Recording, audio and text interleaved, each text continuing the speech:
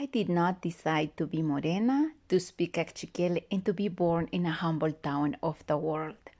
I had little say in who I was going to be. I dressed up with a purple blouse and corte for middle school graduation in my village, Poaquil. In the middle of the celebration, there was suddenly a strange silence.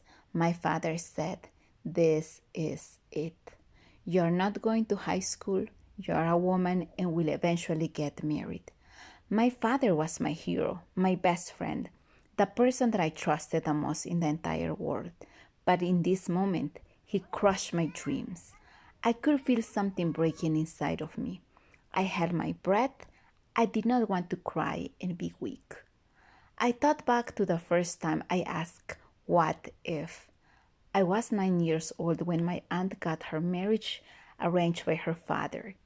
27 years later, I still wonder what would have happened if she had studied.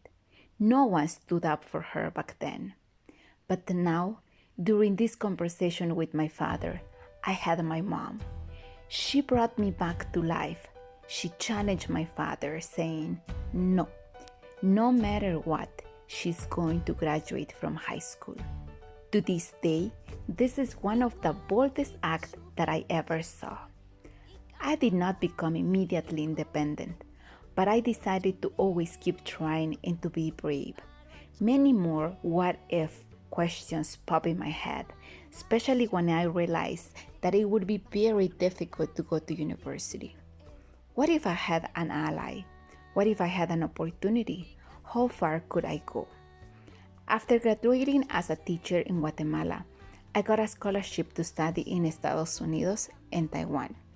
When I was abroad, I saw what happens when schools are free, when there is access to opportunities, health, work, security, justice, and well-being.